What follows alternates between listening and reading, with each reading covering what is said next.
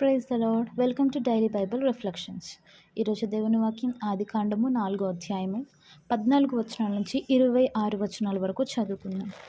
నేడు ఈ ప్రదేశము నుండి నన్ను వెలుగొట్టితివి, నీ సన్నిధికి రాకుండా వెలివేయబడి దిగులు పడుచు భూమి మీద దిమ్మరినై ఉందును. కావున నన్ను కనుగొనవాడెవడో వాడు నన్ను చంపునని యెహోవాతో అనెను. అందుకు యెహోవా అతనితో, కాబట్టి ఎవడైనను కయీనును చంపిన ఎడల వానికి ప్రతిదండన 7 అంతులు కలుగునెను.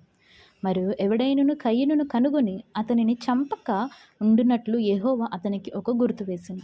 అప్పుడు కయీను యెహోవా సన్నిధిలో నుండి బయలుదేరి వెళ్ళి ఏదెనుకు తూర్పు దిక్కున నోదు దేశంలో కాపురం ఉండెను. కయీను తన భార్యను కూడినప్పుడు ఆమె గర్భవతియే హానోకును కనెను. అప్పుడతడు ఒక ఊరు కట్టించి ఆ ఊరికి తన కుమారుని పేరును బట్టి హానుకను పేరు పెట్టెను. హానుకుకు ఈరాదు పుట్టెను. ఈరాదు మహూయాయేలును కనెను. మహూయాయేలు మతూషాయేలును కనెను. మతూషాయేలు లేమేకును కనెను. లేమేకు 2 స్త్రీలను పెళ్లి చేసుకొనెను. వారిలో ఒక దాని పేరు ఆదా, రెండవ దాని పేరు సిల్లా.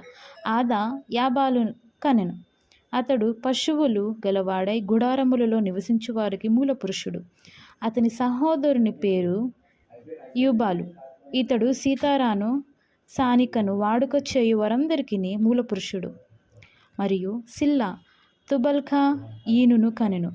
అతడు పదునుగల రాగి పనిముట్లన్నిటినీ ఇనుప పనిముట్లన్నిటినీ చేయువాడు. తూబల్క ఈను సహోదరి పేరు నయామ. లేమెకు తన భార్యలతో, ఓ ఆదా, ఓ సిల్లా, నా పలుకు వినుడి. లేమెకు భార్యలారా, నా మాట ఆలకించుడి. నన్ను గాయపరిచినందుకై ఒక మనిషిని చంపితిని, నన్ను దెబ్బ కొట్టినందుకై ఒక పడుచు వాని చంపితిని. 7 అంతులు ప్రతిదండన కయీను కోసము వచ్చిన లేమెకు కోసము 7 అంతులు వచ్చునెను. ఆదాము మరలా తన భార్యను కూడినప్పుడు ఆమె కుమారుని కని కయీను చంపిన హేబెలునకు ప్రతిగా దేవుడు నాకు మరి ఒక సంతానమును నియమించెననుకొని అతనికి షేతు అని పేరు పెట్టెను.